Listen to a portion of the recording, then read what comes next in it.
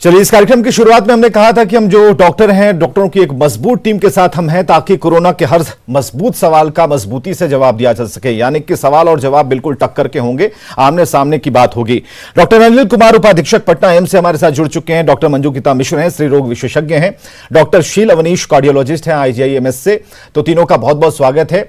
और हम जानना चाहेंगे खासकर डॉक्टरों की टीम से कि जो अब वैक्सीनेशन को लेकर जो बात चल रही है उसे किस तौर पर आप देख पा रहे हैं, इस ड्राइव का क्या असर पड़ा है, और अभी तक जो उम्र सीमा में इसे बांधा गया है उस उम्र सीमा से बाद की बातें भी हम करेंगे, क्योंकि बच्चों पर भी अब जो क्लिनिकल ट्रायल है उसकी मंजूरी मिलते ही यह बात अब चर्चा का विषय बन चुकी है कि आखिर हो क्या रहा है भीतर खाने।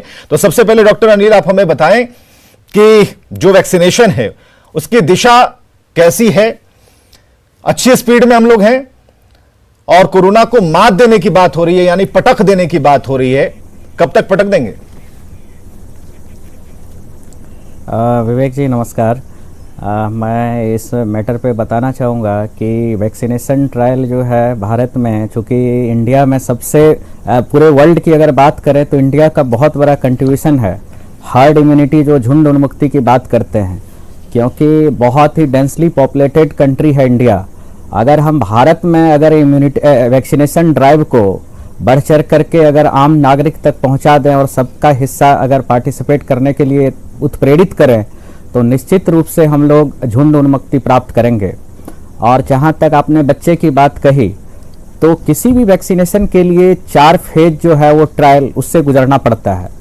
पहला जो फेज है वो हम एनिमल पे करते हैं, दूसरा फेज जो है वो सेफ्टी देखते हैं, और थर्ड फेज में जो है सेफ्टी और एफिकेसी देखते हैं, और चौथा वाला जो फेज है वो वैक्सीनेशन के बाद देखते हैं कि उसका क्या आउटकम रहा। तो जहां तक अभी रिसर्च और एविडेंस बेस्ड बात है तो एडल्ट पे ये हो चुका था, और उसके तदोपरांत हम लोगों ने वैक्सीनेशन ड्राइव काफ़ी हद तक अचीव किया। लेकिन कुछ वर्ग हैं जैसे कि एज के वाइज के हैं, तो बच्चे और प्रेग्नेंट लेडी और लैक्टेटिंग मदर, इन लोगों पे ट्रायल नहीं हो पाया है। तो ये भी कहना मुश्किल है कि ये वैक्सीन अनसेफ है इन लोगों में, लेकिन सेफ्टी पॉइंट ऑफ व्यू से और रिसर्च की अगर बात करें तो ये फेज हमें क्रॉस करना पड़ेगा, इन लोगों को भी ट्रायल में शामिल करना पड़ेगा, तभी हम बच्चे को, प्रेग्नेंट लेडी को और लैक्टेटिंग मदर को हम वैक्सीन दे सकते हैं। बिल्कुल। डॉक्टर मंजू गीता मिश्रा भी हमारे साथ हैं, स्त्री रोग विशेषज्ञ हैं। क्यों मंजू जी, क्यों अभी जरूरत आन पड़ी, ये जो अभी जो चर्चा का विषय बन गया कि हम क्लिनिकल ट्रायल को मंजूरी दे रहे हैं, तो जो बच्चों छोटे बच्चे हैं उनके माता पिता इस बात से सशंकित हैं कि आखिर अभी तक तो बहुत अच्छा इम्यून सिस्टम चल रहा था, ये कहा जा रहा था कि बच्चों पर कोई इफेक्ट नहीं आएगा, अचानक से ये वैक्सीनेशन की बात कहां से आने लगी छोटे बच्चों के बारे में? क्योंकि देखिए, नमस्ते विवेक जी, मैं ये कहना चाहूँगी कि अब ये देखा गया है कि अभी सेकेंड स्ट्रेन जो है तो वायरस का आ गया है, और फ्यूचर में थर्ड स्ट्रेन आएगा। जो ये सेकेंड स्ट्रेन और थर्ड स्ट्रेन जो है वो छोटे बच्चों को भी अफेक्ट कर रहा है। पहले जो लास्ट टाइम देखे होइएगा कि यूजुअली एल्डरली वुमेन और मेन को अफेक्ट कर रहा था, पर इधर हम देख रहे हैं कि कम उम्र के बच्चों और बच्चियों को इफेक्ट कर रहा है। यहाँ तक कि मृत्यु भी हो गई है 18 इयर्स के लोगों में, लड़का चाहे लड़कियों में। तो इसीलिए और कहा जा रहा है कि जो थर्ड स्ट्रेन आने वाला है वो और छोटे बच्चों में, न्यू बॉर्न बेबी में भी हो सकता है। इसीलिए अभी तक तो नहीं देखा गया है कि छोटे बच्चों में सेफ है कि नहीं सेफ है, लेकिन अब तो सुने ही हैं कि 18 साल से ज़्यादा उम्र को अभी दिया जाना शुरू हो गया है। तो कोई अभी तक जिन लोगों ने लिया है उसमें कोई साइड इफ़ेक्ट्स नहीं है, इसीलिए। लेकिन उससे कम उम्र में अभी कोई ट्रायल नहीं हुआ है, तो हम लोग देखेंगे कि आगे क्या इफेक्ट होता है। बिल्कुल। डॉक्टर शील अवनीश हमारे साथ हैं। डॉक्टर शील, एक मन में डर तो हो रहा है, क्योंकि कल ये सवाल कई डॉक्टरों से हमारी जब बातचीत हो रही थी, डॉक्टर अनिल भी थे और उनसे भी बातचीत हो रही थी, तो हमने यही कहा कि अभी तक जब तक आग न लगे तब तक धुआं दिखता नहीं। और चिंता इस बात को लेकर है कि अभी तक कहा जा रहा था कि इम्यून सिस्टम बहुत मजबूत है बच्चों का, बच्चों में कुदरत प्रदत्त चीजें बहुत ज्यादा हैं, वो लड़ लेंगे। लेकिन अब सरकार ये कह रही है कि नहीं, ट्रायल तो करना जरूरी है। तो क्या समझ में आ रहा है ये गणित, सरकारी गणित क्या समझ में आ रहा है आपको? नहीं विवेक जी, ये जो गणित है गड़बड़ नहीं है, क्योंकि हम देख रहे हैं जैसे जैसे जो लोग इम्यूनाइज होते जा रहे हैं फेज वाइज, आपने देखा ना, फर्स्ट फेज में जिनको हमने इम्यूनाइज किया हेल्थ केयर वर्कर्स हो गए, उसके बाद एजेड पीपल को हमने इम्यूनाइज किया, तो उसमें जो हमारे इन्फेक्शन है अभी हम जब देख रहे हैं relatively they even if they are infected, अगर इन्फेक्ट भी हो रहे हैं तो उसमें रिकवरी रेट फास्टर है, बेटर है। और जो इम्यूनाइज नहीं हुए हैं, जो मिडिल एज ग्रुप हैं, तो उनको अभी वैक्सीनेशन हो रही है, तो इसका फ़ायदा हमको नेक्स्ट अभी जो दिखेगा। बट थर्ड फेज जिसके बारे में हम वरिड हैं कि जो अक्टूबर से लेकर दिसंबर के बीच में आने का जो इसका चांसेस हैं, तो बच्चे जो बिल्कुल इम्यूनाइज नहीं होंगे तो उसमें होने के चांसेस दो, हम ये मानते हैं कि फीमेल और बच्चों की इम्यूनिटी रिलेटिवली बेटर है मेल से, क्योंकि जब भी आप देखते हैं मेल का इंसिडेंस जो है गड़बड़ है बनिस्पत की, अगर बच्चे का देखें और फीमेल का देखें, तो इस जो फेज में अभी हम गुजर रहे हैं, जिस सेकंड फेज में गुजर रहे हैं, तो बच्चों की immunity is working because they are not vaccinated, उनको वैक्सीन नहीं हुआ है, तो भी उनमें उतनी ज्यादा इंसिडेंस नहीं है जितने कि एजेड पीपल में है। बट यही चीज थर्ड फेज में जब सारे लोग इम्यूनाइज हो जाएंगे, वो बच्चे का जो ग्रुप होगा, और बहुत सारी ऐसी वैक्सीन वाली कंपनियां हैं जो they are coming up in the trials बाहर में भी, तो बच्चों पे इम्प्लीमेंट एक सवाल एक कॉलर हमारे साथ जुड़े वैशाली से रंजन कुमार। रंजन जी अपना सवाल पूछिए, डॉक्टर अनिल इसका जवाब देंगे। रंजन जी, रंजन जी आप हमें सुन पा रहे हैं? जी सर नमस्कार। नमस्कार, पूछिए अपना सवाल।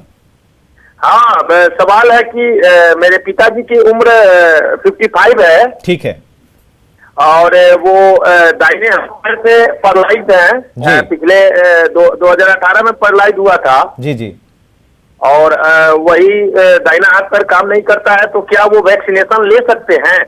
दवा चल रही है अभी। जी, डॉक्टर अनिल कुमार। रंजन जी, बिल्कुल जैसे कि आपने बताया कि आपके पिताजी को पैरालिसिस हो चुका है, और इस मामले में हम सारे आपके माध्यम से बाकी भी दर्शक को बताना चाहूँगा कि वैक्सीनेशन के लिए जो टारगेटेड ग्रुप है, अगर आपकी कोई कोमॉर्बिडिटी है, जैसे कि आपका पैरालिसिस है, हाइपरटेंशन है, डायबिटीज़ है, ऐसे लोगों को प्रायोरिटी बेसिस पे वैक्सीनेशन कराना रहता है और उन लोगों को पार्टिसिपेट करना चाहिए। तो बेहिचक और बिना कोई प्रॉब्लम का आप वैक्सीनेशन अपने पापा का कराएं, बिल्कुल सेफ है। जी चलिए रंजन जी, आपके सवालों का जवाब मिला, बिल्कुल सेफ है, आप वैक्सीन दिलवा सकते हैं। जरूरी इसलिए है कि जल्दी जल्दी वैक्सीनेशन कराने से, और खासकर ठीक है, एक अच्छा सुझाव भी आपको मिलता है इस कार्यक्रम के जरिए और हेलो डॉक्टर के जरिए, ताकि आप अपनी जो भी शंका है मन में उसे दूर करें। बहुत अच्छा लगा कि आपने कॉल किया और एक जागरूक बेटे होने के नाते आपने इसे और लोगों तक पहुंचाया, क्योंकि देखिए ये सवाल कम आया था हमारे पास। ये सवाल इसलिए आया कि जो पैरालिटिक अटैक के शिकार लोग हैं और जिनके, लखनऊ से शैलेश हैं। शैलेश जी अपना सवाल पूछ सकते हैं आप। हाँ जी, मेरा बेटा है 22 साल का जी। उसको सिर में जो है एक वो कीड़ा आ गया था, कीड़े का अंडा आ गया था 3 साल पहले जी दिमाग में। जी जी। उसकी दवाई चल रही है और वो अब एकदम ठीक है जी। वही दवाई उसकी 6 महीने और चल रही है, तो उसको क्या वो कोविड का टीका लगवा सकते हैं? डॉक्टर शील अवनीश आपका जवाब देंगे। जी जी, आपका सवाल जो है बच्चे के कंसर्न आपका दिख रहा है। हाँ, इसको जो आप बता रहे हैं शायद न्यूरोसिस्टिक सर्कोसिस की बीमारी होगी, बट अभी अगर वो ठीक है, उसको कोई किसी प्रकार की दिक्कत नहीं है, तो आराम से वैक्सीनेशन कराएं। यही एक तरीका है जिससे हम इस कोविड से बच सकते हैं। और जिनको खासकर प्रॉब्लम है उनके लिए तो और भी बहुत इंपॉर्टेंट है कि हमारे कोविड के बहुत न्यूरोलॉजिकल हैं, कार्डियक साइड इफेक्ट्स होते हैं, तो हमें पता नहीं चलेगा किस कारण से हो रहा है। तो वैक्सीनेशन बिल्कुल कराएं और बिना कुछ भय के कराएं, क्योंकि बहुत सेफ है। शैलेश जी को उनका उत्तर मिला और आप वैक्सीनेशन करवा सकते हैं, कहीं कोई दिक्कत नहीं है, वैक्सीन लगवाइए। लखनऊ से शैलेश थे जो अपना सवाल पूछ रहे थे। एक एक कर तमाम कॉलर्स हमारे साथ जुड़ेंगे, लेकिन हम जरा बात करेंगे गांव कनेक्शन की भी, क्योंकि जो हमारे साथ तीनों डॉक्टर मौजूद हैं इस वक्त, ये गांव ग्रामीण इलाकों में कई जो ऐसे मरीज हैं उन तक पहुंचते हैं और उनको उन्हीं की बोली में समझाना होता है। ये ज़रूरी होता है कि उनकी जो दिक्कतें हैं, उनके जो प्रश्न हैं, उनका उत्तर दिया जाए। तो डॉक्टर शील, आपको लगता है कि जो गांव कनेक्शन है कोरोना को लेकर, कोरोना का गांव कनेक्शन वो ज़्यादा बढ़ गया है? जागरूकता की कहीं कमी नहीं है, लेकिन एक जो छोड़ देने की आदत है उसमें लोग फंसते जा रहे हैं। नहीं, बिल्कुल सही विवेक जी, आपने जो अभी पॉइंट रेज किया। अब हमारा कंसर्न शहर से ज़्यादा गांव की तरफ है। गांव में जिस तरह से कोविड का इस बार जो हम प्रकोप देख रहे हैं, जिस तरह से लोगों का मतलब मोर्टेलिटी, मतलब जिस तरह के लोग की मौत का आंकड़ा देख रहे हैं, जिस तरह से बीमार हो रहे हैं, और सबसे जो दिक्कत है कि गांव के लोग में अभी भी वो डिनायल मोड है कि हमें तो बीमारी कोविड है ही नहीं। बिल्कुल। तो ये इसको जो हम अवेयरनेस करके और वैक्सीनेशन, दूसरा प्रोग्राम है वैक्सीनेशन वहां तक पहुंचाना कि गांव तक, ये शहर तक ही लिमिटेड है, क्योंकि हमने ऐप के माध्यम से इसको बांध के रखा हुआ है। हाँ। कि हमें ऐप में रजिस्टर करना है। गांव के कितने लोग इसको ऐप के माध्यम से अपने आप को रजिस्टर करेंगे, संभव नहीं है। तो गांव में मेरे को लगता है door to door anganwadi worker के माध्यम से ये एक अच्छी बात आपने कह दी, ये अच्छी बात कह दी, इस पर भी हम चर्चा करेंगे। इसे जरा मैं नोट भी मैंने कर लिया है। पटना से रंजीत है हमारे कॉलर, वो प्रश्न पूछना चाहते हैं। रंजीत, आप अपना सवाल पूछें। रंजीत जी, आप अपना सवाल पूछ सकते हैं। हेलो। हाँ जी, पूछिए अपना सवाल। सर नमस्कार। नमस्कार।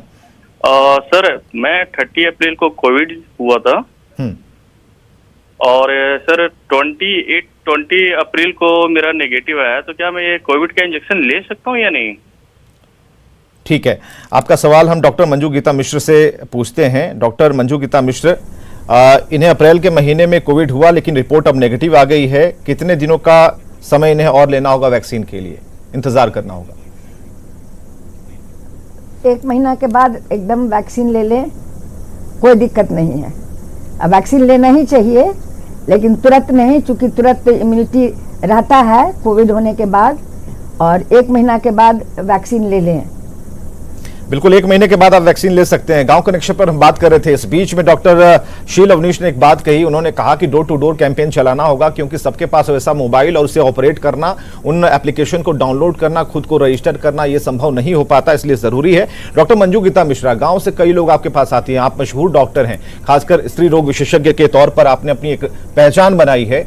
तो वैसी महिलाएं जो गाँव से आती हैं, उन्हें जिन्हें मोबाइल की समझ नहीं है, वो सिर्फ बात करना जानती है, किसी ने पकड़ा दिया, उन्होंने बात कर ली, फलानवा का फोन है, फलानवा का फोन रिसीव करना है, इसमें उन्हें समझा पाना और सरकार की तरफ से उन्हें सपोर्ट करना, ये कैसे संभव होगा? देखिए, आजकल जगह जगह ब्लॉक के डॉक्टर जा रहे हैं, पोस्टिंग हो रही है। नजदीक के ब्लॉक में जा करके वो महिला, चाहे वो गांव में कोई भी पढ़ी लिखी जो कि मोबाइल ऑपरेट कर सकती हैं, उनसे ऐप लोड करवा करके वो बात ले सकती हैं, टाइम अपॉइंटमेंट वैक्सीनेशन का सेंटर ले सकती हैं, उन्हें कोई दिक्कत नहीं होगी। पूरे गांव में तो ऐसा नहीं होता है कि कोई, सब अनपढ़ है, कोई मोबाइल ऑपरेट, आजकल तो देखते हैं छोटा छोटा बच्चा मोबाइल ऑपरेट करता है, और आजकल ब्लॉक भी गांव-गांव में खुल गया है, और यूजुअली डॉक्टरों की पोस्टिंग भी हो गई है, तो कम से कम नजदीक के ब्लॉक में भी जा करके वो महिला पूछ सकती है। जी जी, चलिए, पटना से उपेंद्र है। उपेंद्र, अपना सवाल आप पूछिए। सर मेरा सवाल आप चारों लोग से है। पहला सवाल ये है कि हमारे मोहल्ले में 2 लोग वैक्सीन लिए और मर गए। ठीक है। दूसरा सवाल ये है कि ये 5G रेडिएशन का प्रभाव तो नहीं न है कोरोना, या कुदरती देन तो नहीं है? तीसरा, सरकार के सिस्टम में खामी के चलते, हॉस्पिटल में कुव्यवस्था के चलते तो नहीं इतना अधिकांश लोग मर जा रहे हैं? ठीक है। और चौथा ये कि बहुत सारी दवाएं जो निकल रही हैं, और वो सारा अभी जो है वो पेशेंट पर भी टेस्ट करके जो है ना, तो अभी तक हमारे समझ से लगता है सरकार, सिस्टम और डॉक्टर सभी कंफ्यूज हैं। ठीक है, आपके सवालों का जो वैक्सीन है ना, वो वैक्सीन हम जरा अनिल कुमार जी को लगाते हैं, देखते हैं क्या उत्तर मिलता है। अनिल जी। जी, पहला सवाल जो इनका है कि 2 लोगों को वैक्सीन लगी और वो मर गया। हाँ। इस मामले में मैं 2-4 अहम बात करके मैं सारे व्यूअर को कंसेप्ट क्लियर कराना चाहूंगा। जी जी। नंबर 1, दुनिया में जितनी भी दवाई बनी है आज तक, एंशिएंट टाइम से 100 साल पहले भी जो दवाई, बेसिक दवाई चल रही है, लाइफ सेविंग हो या बेसिक दवाई हो, जी, हर मेडिसिन की एक साइड इफेक्ट होता है, और वो ये है कि कम लोगों में होता है। जैसे 1 लाख में अगर गया वो दवाई तो एक को रिपोर्ट हुआ, या 10 लाख में गया तो 1 को रिपोर्ट हुआ, जिसको क्या एनाफाइलैक्सिस जैसा रिएक्शन बोलते हैं। तो ऐसा रिएक्शन होना, हम ये कह दें कि बिल्कुल नहीं होगा, ये बिल्कुल मेडिकल साइंस के तरफ से गलत हो जाएगा। तो ऐसा अगर हुआ है, और इत्तेफाक की बात है कि दोनों लोगों की डेथ हुई है जो इनके जानने वाले थे, ये एक संभावना हो सकती है जो कि बहुत रेयर है, कोवैक्सीन हो या कोविशील्ड हो, दोनों में। दूसरी संभावना जो है कि वैक्सीन लेने का जो ड्यूरेशन है, एक पहला डोज आज लिया, फिर 28 दिन से 42 दिन के बाद ली जाती है, उसके बाद फिर 14 दिन इंतजार करना पड़ता है, तो एक लंबा ड्यूरेशन का खेल है। तो इस ड्यूरेशन में कोइंसिडेंटली भी बहुत लोगों की मौत होती है बीमारी की वजह से या कुछ और वजह से। लेकिन इस वैक्सीनेशन ड्राइव में जो लोगों ने पार्टिसिपेट किया और अनफॉर्चुनेटली उनकी मौत हो जाती है, तो आज के डेट में लोग डोमिनेट जो होता है कॉज ऑफ डेथ, वो कहता है कि वैक्सीन लिया था इसलिए मौत हो गई। तो हमें इस बात का भी ख्याल रखना चाहिए कि वैक्सीनेशन के दौरान जो उसकी मौत हुई है, क्या वैक्सीन से हुई या कोई उसकी अंडरलाइंग डिजीज थी जिस वजह से हो गई मौत। तो ये फैक्ट हमें जानना चाहिए। और वैक्सीन जहां तक हम लोगों का भी काफी बड़ा सा डोमेन है, जो मैं जान रहा हूं, डॉक्टर साहब लोग भी जान रहे हैं, हमारे साथ जो को स्पीकर हैं, कोई ऐसी घटना ना घटी है। हजारों हजार लोग को एम्स पटना में सबसे पहले जो लार्जेस्ट ट्रायल जो 1000 का जो टारगेट था वो अचीव किया, किसी ने कोई रिपोर्ट नहीं किया ऐसी अनहोनी। तो ये एनाफाइलेक्सिस जैसी चीज या उसके साथ कोई कोमोर्बिडिटी के वजह से डेथ हुई होगी ये। अब इनका दूसरा प्रश्न है कि क्या ये 5G रेडिएशन ये इसका कोई खेल तो नहीं असर है कि नहीं? इस मामले में एज ए डॉक्टर मेरे को इसकी कोई इंफॉर्मेशन नहीं है, एक्सट्रीमली सॉरी। और मैं तो जहां तक एज ए क्लिनिशियन जितना मरीज देखा हूं, हमें नहीं लगता है कि 5G से कुछ इसका लेना देना होगा। नंबर 3, थर्ड क्वेश्चन क्या था विवेक जी इनका? तीसरा सवाल पूछेंगे, लेकिन उससे पहले एक रंजीत कॉलर है, उनसे बात कर लेते हैं क्योंकि फोन डिस्कनेक्ट हो जाता है। रंजीत, अपना सवाल जरा पूछ लीजिए। हेलो। हाँ जी, पूछिए। हाँ सर, ये मेरी पत्नी को अस्थमा है। हाँ, तो इस कंडीशन में क्या मतलब वैक्सीन हम दिलवा सकते हैं? और दूसरा प्रश्न है जी कि हमको भी थायराइड है, तो क्या इस कंडीशन में हम भी ले सकते हैं? डॉक्टर मंजू गीता मिश्रा जी, इनका जवाब दीजिए। पति पत्नी दोनों अपना सवाल पूछ रहे हैं, एक को थायराइड है और एक को अस्थमा है, तो क्या ये वैक्सीन ले सकते हैं कि नहीं?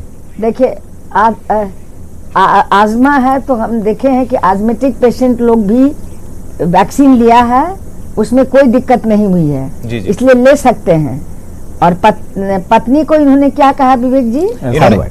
थायराइड है, आजमा थायराइड उनको और पत्नी को, आजमा पत्नी को है जी, तो वो ले सकती हैं वैक्सीन, कोई दिक्कत नहीं है। हम तो मैं देखी हूँ कि बहुत मेरे पास 1-2-4 पेशेंट हैं जो आजमेटिक हैं और वो ली है वैक्सीन, उनको कोई दिक्कत नहीं हुई है। और थायराइड से भी कोई दिक्कत नहीं होता है, इसलिए उनको थायराइड है तो वो भी ले सकते हैं। थायराइड के कारण बिल्कुल उनको झिझक नहीं होनी चाहिए कि थायराइड लेंगे तो हमें कुछ उसे वैक्सीन से प्रॉब्लम होगा। वैक्सीन से कुछ प्रॉब्लम नहीं होगा, थायराइड को अपना कंट्रोल रखिए, बस यही एक उपाय है। थायराइड को कंट्रोल रखना जरूरी है। डॉक्टर शील अवनीश, हमें जरा ये बताइए, हमें पता नहीं कि हमें कोरोना है नहीं, हम पॉजिटिव है नेगेटिव है, हमें कुछ पता नहीं है। अगर मानिए पॉजिटिव हैं, वैक्सीन के लिए जाना चाहिए नहीं जाना चाहिए? अगर वैक्सीन और ले लिया, ओवरडोज हमें मिल गया, फिर क्या होगा?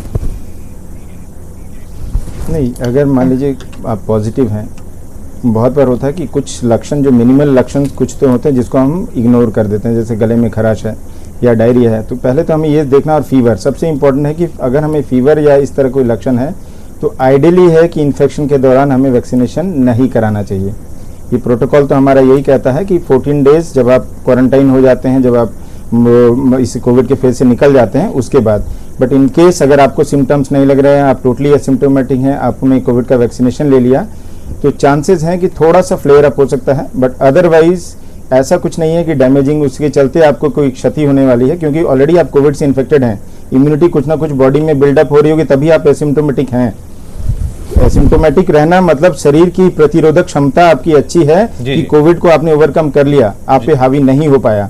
सिमिलरली अगर हम वैक्सीन जब करते हैं तो उसमें कोविड का कुछ अंश हम आपके शरीर में डालते हैं जो कि एटेन्यूएटेड है, तो उससे शरीर को उतने रिएक्ट करना है, शरीर को उससे फाइट करना है, एंटीबॉडीज बनाना है, तो साइमल्टेनियसली उसके चलते थोड़ा फ्लेयर अप हो सकता है, फीवर वगैरह आ सकते हैं, ये सब मामूली लक्षण हो सकता है, बट और कोई दिक्कत नहीं होगी। तो ऐसा मेरे को नहीं लगता कि उसके चलते, बट आइडली हमें नहीं कराना चाहिए जब हम ऑलरेडी इन्फेक्टेड हैं। जी जी, मुजफ्फरपुर से विद्यासागर अपना सवाल पूछिए। विद्यासागर जी,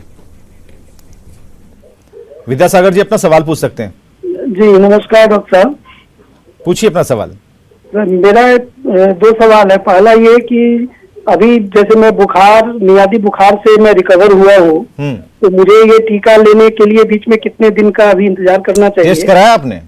जी टेस्ट कराया आपने? जी टेस्ट कराया, निगेटिव था वो। चलिए ठीक है, पूछिए अपना सवाल। और दूसरा सवाल ये है कि जिसने कोवैक्सीन लिया है उसका सेकेंड डोज कोवैक्सीन ही पड़ना चाहिए या कोविशील्ड से भी बात बन सकती है? ठीक है, आपका सवाल हम डॉक्टर अनिल कुमार जी के पास छोड़ते हैं। बिल्कुल, अगर आप फीवर से आप अगर ठीक हो चुके हैं और जैसा कि आपने बताया कि आपने जांच भी करा लिया जो निगेटिव है, तो कोई संदेह नहीं है, आप वैक्सीनेशन के लिए आगे बढ़ें और वैक्सीनेशन कराएं। और दूसरा सवाल जो है आपका कि आपने पहला डोज अगर कोवैक्सीन ले लिया तो दूसरा क्या लेना है, ये बहुत लोगों को ये संदेह रहता है और कन्फ्यूजन रहता है। तो इस पर मैं सारे व्यूअर का कंसेप्ट क्लियर करना चाहूँगा कि अगर आप पहला डोज जो भी वैक्सीन लेते हो, तो अभी तक जो पूरे वर्ल्ड वाइड जितने भी रिसर्च हुए हैं उसमें ये रिकमेंडेशन है कि आप अगर कोवैक्सीन पहली बार लिए हैं तो दूसरा डोज भी कोवैक्सीन लें, पहला अगर कोविशील्ड लिए हैं तो दूसरा डोज भी कोविशील्ड लें जी। इसके बारे में आगे फ्यूचर ट्रेंड ये बताऊंगा कि इस पर रिसर्च हो रहा है, अभी हम लोगों को इन प्रैक्टिस नहीं स्टार्ट किए हैं कि क्या कोवैक्सीन के बाद कोविशील्ड लेते हैं तो उसका क्या आउटकम होता है। लेकिन अगर जिन्होंने भी कोविशील्ड लिया है तो कोविशील्ड ले, और जिन्होंने कोवैक्सीन लिया कोवैक्सीन ही लें, ताकि ये अभी ये भी चल रहा है, गाइडलाइंस भी यही कहती हैं। एक छोटा सा अंतराल, छोटे से ब्रेक के लिए हम जरा रुकते हैं। हमारे साथ तीनों डॉक्टर मौजूद होंगे, आप अपने सवाल जमा कीजिए और सवालों का जो हमने कहा, सवालों का वैक्सीन तैयार रखिए। डॉक्टर साहब तैयार हैं वैक्सीन लेने के लिए आपके सवालों का।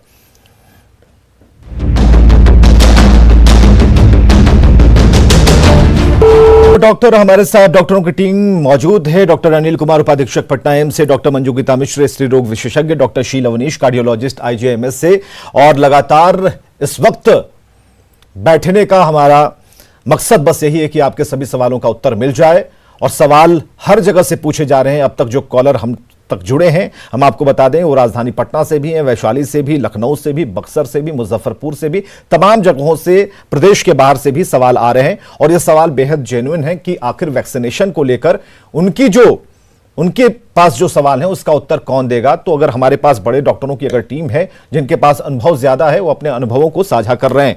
हम गांव कनेक्शन की बात कर रहे हैं, वैक्सीनेशन को लेकर बात कर रहे हैं, स्पेशल ड्राइव की बात कर रहे हैं, हम इस बात को लेकर चर्चा कर रहे हैं कि क्या डोर टू डोर कैंपेन चलाई जानी चाहिए या नहीं।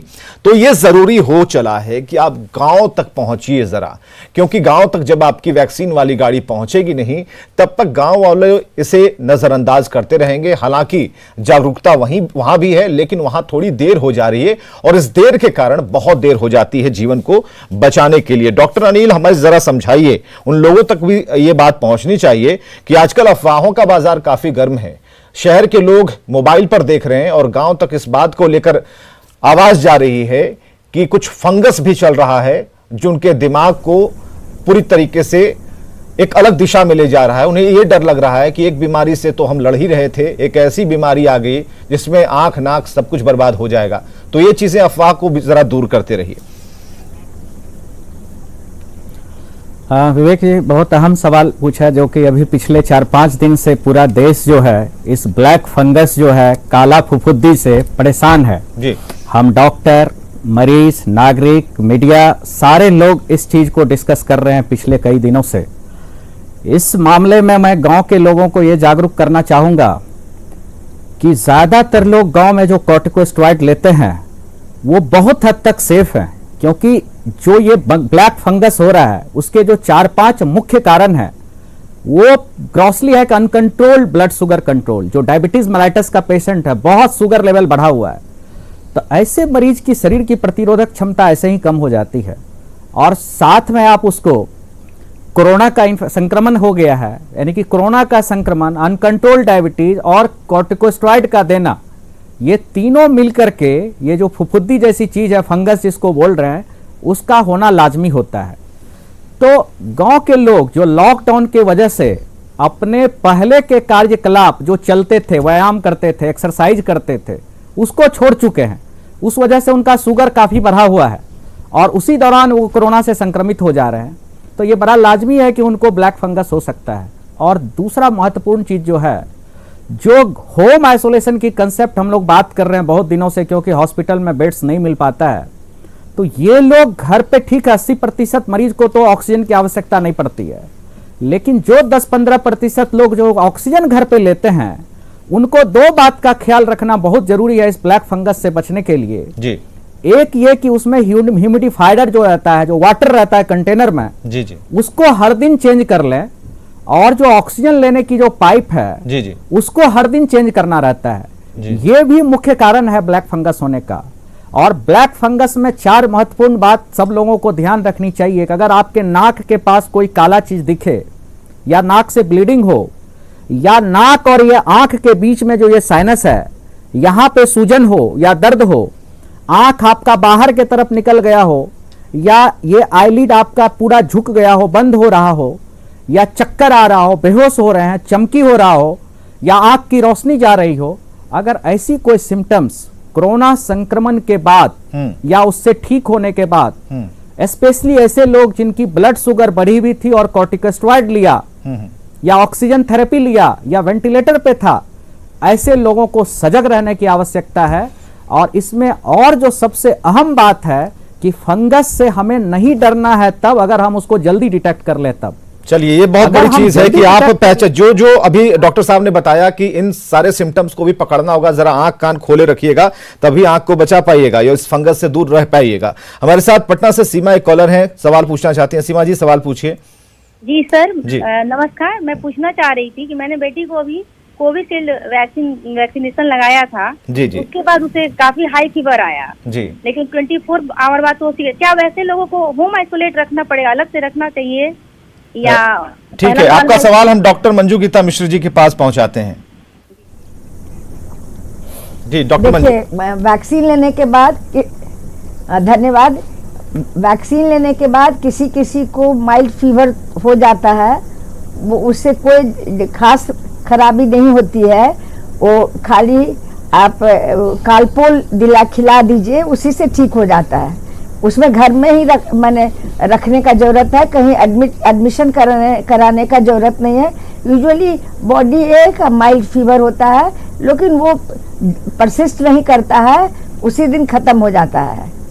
बिल्कुल डॉक्टर मंजू गीता मिश्र की बातें सुनकर बिल्कुल डॉक्टर मंजू गीता जी, आपकी बात सुनकर बचपन याद आ गया, जब घर में भी लोग कालपोल का नाम लेते थे। अब तो डोलो 650 का जमाना है, 500 से नीचे का तो कुछ काम चलता भी नहीं। पहले तो हमने ये भी देखा है कि टेबलेट को 2 भागों में बांट कर लोग खा लेते थे, बुखार कम हो जाता था। आज तो 4 घंटे और 5 घंटे में से रिपीट किया जा रहा है। तो इस सवाल का भी जवाब हम जरा खगड़िया से सुमित है, जरा अपना सवाल पूछिए सुमित, उसके बाद इसको चर्चा में लाते हैं। सुमित। हाँ हेलो। हाँ जी, अपना सवाल पूछिए। हाँ, मैं खगड़िया से बोल रहा हूँ। मैं 3 अप्रैल को कोविशील्ड का पहला डोज लिया था। जी जी। तो मैं जानना चाहता हूँ कि ये सेकेंड डोज जो हमेशा दिखाई दे रहा है 42 या 56 दिन के बीच में लेना चाहिए जी। फिर कल से न्यूज आ रहा है क्या कि शायद और बढ़ेगा ये कोविशील्ड का, तो मुझे कब लेना चाहिए? जो गाइडलाइंस है, देखिए इसका इस सवाल का जवाब मैं दे देता हूं। जो गाइडलाइंस है उसके हिसाब से चलिए। अभी जो आपके पास जानकारी है 40 दिनों का, उसी गाइडलाइंस के मुताबिक आप चलिए, क्योंकि सरकार ने अगर गाइडलाइंस कुछ बना रखी है तो उनके पास एक मजबूत टीम है। 42 से 56 दिन के बीच में बोले हैं। जी जी बिल्कुल, आप बिल्कुल उसी समय अंतराल में आप इंजेक्शन ले सकते हैं, टीकाकरण करवा सकते हैं। बहुत शुक्रिया सवाल पूछने के लिए। जो सवाल है वो बिल्कुल लाजमी है। आखिर क्या हो रहा है डॉक्टर शील की आधे टेबलेट से काम नहीं चल रहा, 500 mg हम भूल चुके हैं, 650 पर आकर अब बात रुकी हुई है। डॉक्टर शील, 650 खाने में कोई आवाज कट गई आपकी, आपने 650 बोला, उसके बाद से आवाज कट गई, आवाज सुनाई। जी डॉक्टर शील, आप 650 के बाद विराम कर दिया। हाँ हाँ डॉक्टर शील, यही सवाल है कि पहले आधे टेबलेट में काम चलता था, लेकिन 650 पर आकर हम रुके हैं। इससे आगे भी बढ़ने की जरूरत पड़ जाएगी लगता है आगे आके। नहीं, ये असल में वायरल फीवर, कोई भी वायरल फीवर होता है उसकी इंटेंसिटी नॉर्मल जो हमारे बैक्टीरियल इन्फेक्शन वगैरह उससे थोड़ा हाई होता है। उसमें फीवर की इंटेंसिटी ज्यादा होती है, इसीलिए 650 जो एडल्ट्स में हमने, ये बच्चों का डोज नहीं है जी। ये एडल्ट्स के डोज आप जो 650 बात कर रहे हैं, बच्चों में अभी भी वही 500-250 का डोज हमको देना है। ये एडल्ट का डोज है 650 जो हम कह रहे हैं। तो क्योंकि वायरल फीवर का इंटेंसिटी थोड़ा ज्यादा होता है, 102, 103, 104 का फीवर है, तो इसीलिए हमें फ्रीक्वेंसी है कि हम 3 से 4 डोज मतलब 6 घंटे के अंतराल तक दे सकते हैं अगर फीवर सेटल नहीं होता। नहीं तो कोल्ड स्पंजिंग करना, हमें ठंडी जो पट्टियां करनी है, ये सब चीजें करना घर में, क्योंकि फीवर को कम करना है, फीवर का ज्यादा रहना बॉडी के लिए थोड़ा नुकसानदायक है। ठीक है, एक तो सवाल और भी 650 मैं बढ़ाने का कारण ये देता है। हूं, एडल्ट में अगर फीवर 100 है या 100 से नीचे है तो फिर क्या 500 mg उन्हें चलाया जाए, 650 नहीं चलाया जाए? नहीं, 500 mg, हाँ बिल्कुल बिल्कुल बिल्कुल। अगर फीवर लोअर साइड में, ये फीवर की इंटेंसिटी, मैंने कहा ना फीवर की इंटेंसिटी को देखना है हम। और दूसरा चीज एक और मैं आपके, जो अभी हमने ब्लैक फंगस पे डिस्कस किया, उसका भी एक कारण है जो अनड्यू यूज ऑफ मेडिसिन। जैसे लोग घर में बैठे स्टेरॉइड का, जो डायबिटिक हैं, जो इम्यूनो कॉम्प्रोमाइज्ड पेशेंट्स हैं, वो लोग क्या कर रहे हैं, स्टेरॉइड अपने हिसाब से खाते चले जा रहे हैं कि हाँ स्टेरॉइड से हमने देख लिया, व्हाट्सएप पे देख लिया। तो इसका जो प्रोलॉन्ग्ड यूज है, ये जो लंबा यूज है, इसके चलते हो रहा है। शॉर्ट ड्यूरेशन में कोई भी चीज अगर हम कर रहे हैं उससे कोई उतनी क्षति नहीं होती, बट अगर इसी को हम लंबे अरसे तक चला दें, 10 दिन 15 दिन 20 दिन चला दें, तो उससे जरूर है आपकी इम्यूनिटी और कम होती है और फेफड़ों और साइनस में इन्फेक्शन फंगस का हो सकता है। तो ये हमको ध्यान रखना है, undue use of any medicine, किसी दवाई की अत्यधिक इस्तेमाल कहीं ना कहीं क्षति कर सकता है, चाहे वो डोलो ही क्यों ना हो।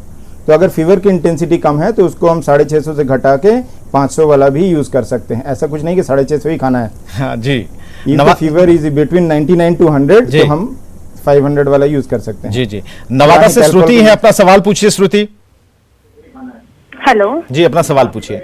मैं पूछ रही हूँ कि जो किडनी ट्रांसप्लांट पर्सन या जिनकी किडनी या लीवर की प्रॉब्लम है, उन लोग भी अपना ये कर सकते हैं क्या, वैक्सीन ले सकते हैं? ट्रांसप्लांट कब कराया है?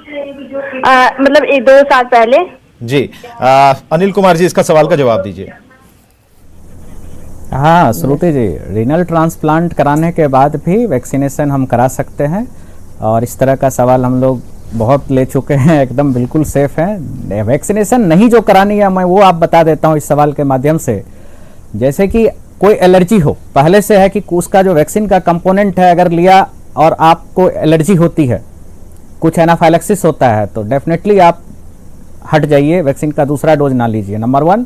दूसरा, जो हम ट्रायल की बात किए, प्रेग्नेंट लेडी, लैक्टेटिंग मदर और बच्चे, या इम्यूनिटी बिल्कुल कंप्रोमाइज्ड है, यानी कि immune system is not working at all, ये 4-5 ही वजह है जिसमें कि हमें वैक्सीनेशन ड्राइव में पार्टिसिपेट नहीं करना है। अदरवाइज सबको वैक्सीनेशन ड्राइव में बढ़ चढ़ करके हिस्सा लेना चाहिए, तभी हम कोरोना पे सफल पाएंगे और हर्ड इम्यूनिटी अचीव कर पाएंगे। पूर्णिया से विकास है हमारे कॉलर, सवाल पूछना चाहते हैं। विकास, सवाल पूछिए अपना।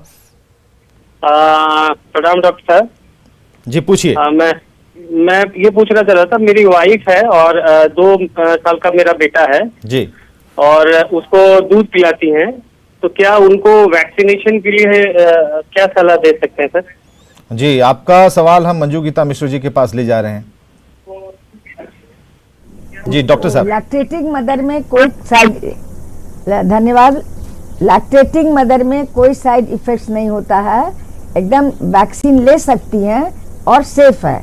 जैसा कि डॉक्टर अनिल कुमार ने कहा कि प्रेग्नेंट लेडी में अभी तो बहुत जगह से रिकमेंडेशन आ रहा है कि प्रेगनेंसी में भी ले सकते हैं, लेकिन प्रेग्नेंट वुमेन में अभी तक ट्रायल नहीं हुआ है, इसलिए कहना कि सेफ है बिल्कुल मुश्किल है। लेकिन लैक्टेटिंग वुमेन में लेने में वैक्सीन कोई दिक्कत नहीं है, बिल्कुल ले सकती हैं। बिल्कुल आप वैक्सीन ले सकती हैं। आपके सवाल का जवाब मिला। अब इसके बाद हमारा सवाल ये शुरू होता है, जब तक आप अपने सवाल बनाइए, हमारे जितने भी कॉलर जुड़ने वाले हैं, तब तक हम बीच बीच में भी कुछ अपने तरह से सवाल पूछेंगे जो आप लोग के काम आएंगे। खासकर आइसोलेशन सेंटर के बारे में आपके सवाल थे कि आइसोलेशन सेंटर हैं जो खाली पड़े हुए हैं, खाली क्यों पड़े हुए हैं, लोगों के मन में ये भ्रांति, ये भय क्यों है, ये शील जी ये समझ में आ पा रहा है आपको? क्योंकि कई ऐसी रिपोर्ट हमने चलाई जिसमें आइसोलेशन सेंटर जहां व्यवस्थाएं सरकार ने की है, लोग नहीं जाना चाहते हैं। अब कहते हैं कि हम घर में ही ठीक हो जाएंगे, लेकिन घर में ही रहेंगे। नहीं, ये विवेक जी, ये सवाल जो है जरूरी नहीं है कि हमें आइसोलेशन सेंटर में ही जाना है। ये एक भ्रांति भी हमें निकालनी है कि home isolation is also mode of treatment.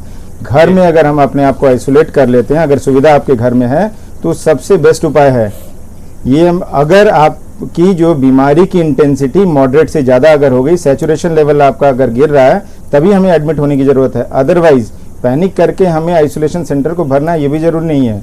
Isolation centre हमने उन्हीं के लिए बनाया है जिनको घर में सुविधा ना हो। अगर मान लीजिए उनके घर में इतनी सुविधा नहीं है कि वो अपने आप को सेल्फ क्वारंटाइन कर सकें, दूसरा उनकी बीमारी की इंटेंसिटी ज़्यादा है जहाँ उनको ऑक्सीजन की ज़रूरत है, तब फिर उस केस में हमें आइसोलेशन सेंटर का इस्तेमाल करना है। बहुत भय का कारण यह है कि बहुत बार एडमिशन वाले लोगों में ये भ्रांति कि जो एडमिट हो रहे हैं वो बच के नहीं जा रहे हैं। तो ये चीज़ को भी दिमाग से निकालना है कि ऐसा नहीं कि जो एडमिट हो रहे हैं वो बच के नहीं जा रहे हैं। आपने उन्हीं को जो 2-4 हाईलाइट हो रहे हैं, जो मीडिया में आ रहे हैं, कि तो ये मतलब नहीं है कि बाकी लोग ठीक नहीं हो रहे हैं। बहुत बड़ी तादाद है जो ठीक हो रहे हैं। अगर रिकवरी रेट देखी जाए तो बहुत अच्छा है रिकवरी रेट, बुरा नहीं है। हाँ, मोर्टेलिटी फिगर बढ़ी इस बार की कोविड में बढ़ी है, तो आइसोलेशन सेंटर को यूज भी करना है। अगर हमारी बीमारी की इंटेंसिटी बढ़ जाती है, उसमें 2-3 पैरामीटर, अगर फीवर, सैचुरेशन लेवल अगर आपका नहीं सेटल हो रहा है, सैचुरेशन परसिस्टेंटली गिर रहा है, 90 से कम अगर हो जाता है, तो मेरे हिसाब से आपको कहीं ना कहीं डॉक्टरी सलाह लेके एडमिट होने की जरूरत है। और डॉक्टरी सलाह तो 94 से कम अगर होता है तो उसमें ही सलाह लेना है। तो ये 2-3 चीज मार्कर जिनको हमको ध्यान रखना है। तो isolation centre is only for those जो जिनको जरूरत है, सबके लिए नहीं है। Home quarantine is the best solution आज के डेट में। जितना हम अपने आप को क्वारंटाइन घर में कर सकते हैं, बशर्ते कि हम बाकी सारे पैरामीटर्स हमारे ठीक हैं। बिल्कुल। पटना से रईस आजम है, अपना सवाल पूछिए रईस आजम। और एक विवेक जी जी बिल्कुल, मैं आऊंगा सर। रईस आजम जी अपना सवाल पूछिए। हाँ, मेरा सवाल ये है जी, कि जी। मैं 2 लोगों को जानता हूँ जो दोनों डोज लेने के बाद भी कोरोना हुआ उनको और डेथ भी हो गया। जी जी। और दूसरा, कोरोना हमको तो समझ में नहीं आता है, बायो बबल में रहने वाले IPL के प्लेयर्स को भी हो गया। हाँ हाँ। कैसे सबसे सेफ माना जाता है बायो बबल में रहने वाले प्लेयर्स को, और उनको कोरोना हो गया और दोनों डोज लेने के बाद डेथ हो रहा है। कई लोगों को, अखबार में भी मैंने कई लोगों को, IPL वाले खिलाड़ियों से आप जोड़ रहे हैं जो बाकी लोग हैं उन्हें भी, कि बायो बबल में रह रहे हैं उन्हें हो जा रहा है, वो कहीं जा नहीं रहे, किसी से मिल नहीं रहे। हाँ डेथ हुआ है। हाँ हाँ ठीक है। वो उनका कंसर्न क्या था, वो कहाँ गए थे, उनकी भी पड़ताल की जा रही है और उन्हें भी क्वारंटीन कर दिया गया है, ये हम आपको बता रहे हैं। और कई छोटे छोटे, क्योंकि इस सवाल का जवाब पहले ही अनिल दे चुके हैं, डॉक्टर अनिल, और उन्होंने बताया भी कि जो संक्रमण है वो कैसे फैलता है। आप कहेंगे कि हम घर में गीता का पाठ कर रहे थे, कुरान शरीफ पढ़ रहे थे और उसके बाद हमें हो गया, तो ऐसा मान नहीं सकते। आप संपर्क में जरूर आए होंगे इस बात। हाँ बिल्कुल, संपर्क में जरूर आए होंगे। और जिस बायो बबल की आप बात कर रहे हैं उस बायो बबल तक आप सुरक्षित हैं, लेकिन बायो बबल के बाद अगर आप कहीं से लेकर आ रहे हैं कुछ, तो उसका तो भगवान ही मालिक है। ठीक है, फिर भी आपके सवाल को हम जरा पहुंचाते हैं डॉक्टर अनिल के पास ही। डॉक्टर अनिल जवाब दीजिए इनका। विवेक जी, थैंक यू सो मच, आपने बहुत अच्छे से उनको जवाब दिया। और मैं इनको थोड़ा और क्लैरिफाई करना चाहूँगा जी कि ठीक है, वो खिलाड़ी आप जो है, कोई भी चीज़ बड़े सेलिब्रिटी की जो नेगेटिव चीज़ होती है या पॉजिटिव चीज़ होती है ना जी, उसको हर नागरिक तक पहुंचाया जाता है, गांव-गांव तक पहुंचाया जाता है। लेकिन ये टिप ऑफ आइसबर्ग इसको बोलते हैं। और वो आदमी किसके साथ कांटेक्ट किया, वो खाना कहाँ खा रहा था, उसको फूड कौन सर्व कर रहा था, उसके रूम में झाड़ू कौन लगा रहा था, बहुत सो मेनी फैक्टर है। और ये तो हो ही नहीं सकता, क्यों अगर ऐसी बात रहती तो हम सब लोग अभी तक में संक्रमित हो चुके रहते। अगर ये हवा में ही होता और कुछ ऐसा बायोलॉजी का कंसेप्ट ही नहीं रहता, साइंस की कंसेप्ट ही नहीं रहती, तो इतना भी गलत नहीं होता है साइंस। तो ये एक्सेप्शनल है जो उनकी बात को आप बायो बबल की वजह से ले रहे हैं कि क्यों हो गया, ये बिल्कुल एक्सेप्शनल है। मेजोरिटी बात को जो है ना रूल कही जाती है, अपवाद हर जगह होता है और अपवाद के पीछे भी अपवाद होता है कि आखिर क्यों हुआ, जो कि आपने सही सलामत उनको बताया, उनका एक्सप्लेनेशन जी। कुछ फायदा हमें भी हो जा रहा है। दूसरा डॉक्टरों की संगत का कुछ फायदा हमें भी हो रहा है कि ज्यादा से ज्यादा सवाल का उत्तर हमें और दूसरा जी जी जी जी विवेक, बिल्कुल। औरंगाबाद से सुमन का बहुत अच्छा है कि कुछ लोग जी, सुमन है, पूछना चाहते हैं अपना सवाल। सुमन अपना सवाल आप पूछ सकते हैं। हेलो जी पूछिए अपना सवाल। सर मेरा सवाल था कि हमने फर्स्ट डोज लिया जी, तो उसके बाद मुझे कुछ साइड इफेक्ट नहीं हुए। हाँ, कोई साइड इफेक्ट, कोई सर्दी खांसी, कोई बुखार कुछ नहीं, कोई दर्द कुछ नहीं हुआ। बहुत बढ़िया। तो इससे क्या वो इंजेक्शन काम कर रहा है या नहीं कर रहा है, कैसे पता करें? बिल्कुल नहीं, कई लोगों में सिम्टम्स आ रहे हैं। सिम्टम्स बस वही है कि कुछ लोगों को हल्की बुखार आ रही है और कई लोग को कुछ नहीं हो रहा है। जैसे हमारे घर में हमारे पिताजी ने लिया, उन्हें हल्का सिम्टम लगा, मेरी माँ ने लिया, उन्हें कोई सिम्टम नहीं, हल्की बुखार भी नहीं आई। तो वह सब असर कर रहा है, वो अपने अंजाम तक पहुंचेगा, कोरोना को भगाएगा। डॉक्टर शील कुछ कहना चाह रहे थे, बीच में उन्हें मैंने रोका था। डॉक्टर शील अपनी बात पूरी कर सकते हैं आप।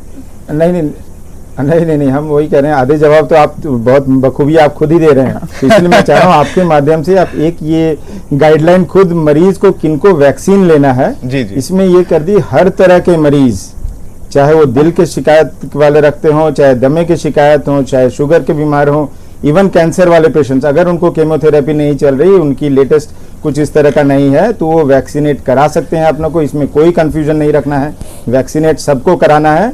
बस वैक्सीनेशन नहीं कराने का ये ध्यान है कि आपके वैक्सीनेशन के दौरान आपको बुखार, सर्दी, खांसी इस तरह का लक्षण ना हो जो कोविड की तरह हमको दर्शाता है। एक सवाल एक सवाल हमारे कुछ हमारे जो टेक्निकल बंधु हैं वो पूछना चाह रहे हैं आपसे, हमारे कान तक वो आवाज आ रही है, ये भी पूछ लेते हैं जब तक एक कॉलर जुड़ते हैं कि बीपी वाले जो लोग हैं, धड़कन बढ़ जा रही है, फीवर के लक्षण आ जा रहे हैं, तो उनके लिए कुछ खास आप बताएंगे?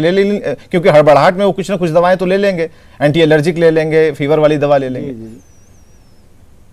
नहीं, मैंने कहा ना कि ये एक, तो दूसरा है कि एंजाइटी लेवल आज के डेट में जो कोविड वैक्सीन लगाने के साथ हम जब फोटो खिंचाते हैं, साथ में हमारे दिमाग में भी वो चलता है कि मैंने कोविड का वैक्सीन लिया है। तो ये जो दिमाग का जो खेल है उसके चलते एंजाइटी बहुत हाई रहता है। तो पहला चीज तो मैं कहूंगा आराम से आप रेस्ट करिए, अगर आपको थोड़ा भी है तो रेस्ट करिए, हार्ट रेट वगैरह सारा, बीपी सारा सेटल हो जाएगा। और नॉर्मल डोज की जो दवाइयां आपकी बीपी की या धड़कन की चल रही थी उसको लेंगे, एक्स्ट्रा डोज की जरूरत नहीं है।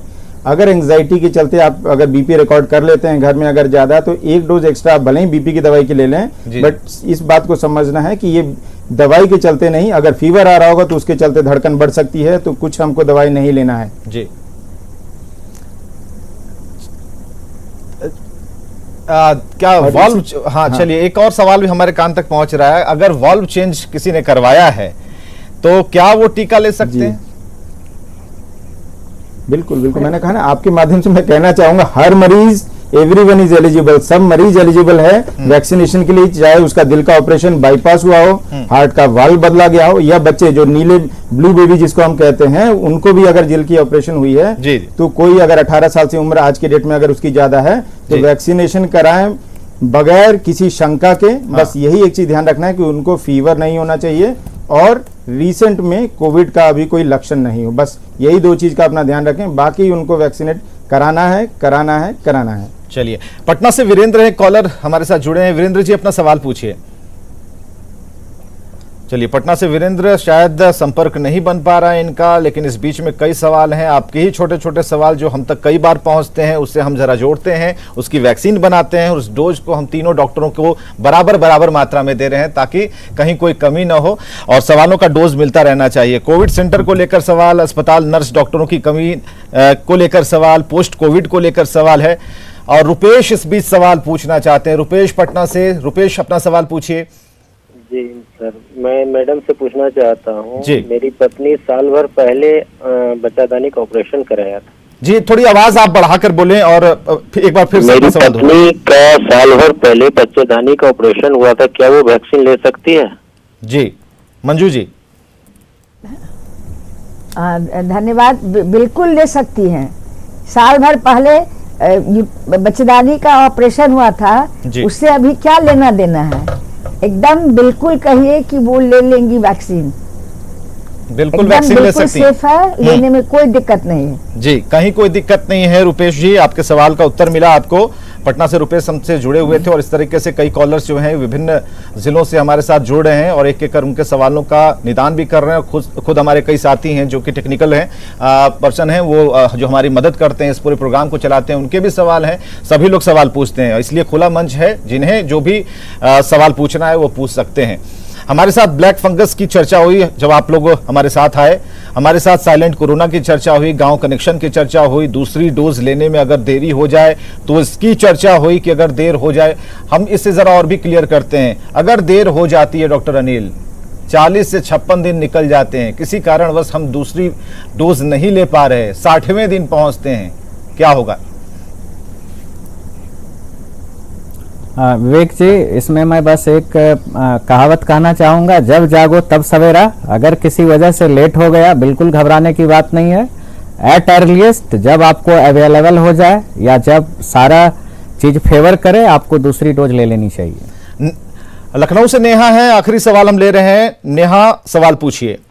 Sir thank you very much. मेरा क्वेश्चन यही था एक्चुअली। मेरी मदर 60+ की हैं और उन्होंने 19 मार्च को पहला डोज लिया था और बीच में तबीयत थोड़ी सी उनकी गड़बड़ा गई थी, जिस वजह से सिम्टम्स तो पूरे नहीं आए थे बट तबीयत थोड़ी ठीक नहीं थी, तो ऑन बेड एकदम थी और 2 हफ्ता रेस्ट वगैरह भी किया उन्होंने। अब बिल्कुल सेफ हैं बट वही उनको समझ में नहीं आ रहा है कि सेकेंड डेज अभी तुरंत ले कि थोड़ा वेट करे, क्या करे, क्योंकि मार्केट में बहुत तरह के र्यूमर्स चल रहे हैं कि आप अगर आपको कोविड हुआ है ये देखिए डॉक्टर अनिल बराबर एक कहावत दोहराते हैं, उसे मैं दोहरा रहा हूं। नेहा आप हमारे साथ जुड़े रहिएगा, आपकी बातचीत हो रही है कि कौवा जो है कान लेकर उड़ेगा तो कौवा की तरफ नहीं देखना है, कान को पहले देखना है, चेक कीजिएगा कि कान सही सलामत है कि नहीं, बाद में कौवा से निपटेंगे।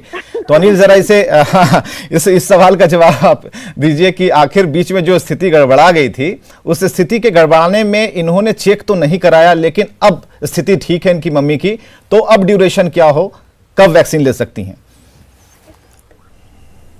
जैसा कि बता रहे हैं कि वो 10 मार्च के आसपास लगवाई थी, तो 42 दिन या 56 दिन वाला तो ड्यूरेशन क्रॉस कर गया है, लेकिन अब जब बिल्कुल ठीक है इनकी माताजी तो अब वैक्सीनेशन करा लेना चाहिए एट अर्लीस्ट। चलिए बहुत बहुत शुक्रिया आप सभी डॉक्टरों का हम तक पहुंचने के लिए। इस पैंडेमिक में सभी डॉक्टर जो तीनों पटना के बड़े डॉक्टर हैं वो हमारे स्टूडियो में बैठे हैं और हमें पता है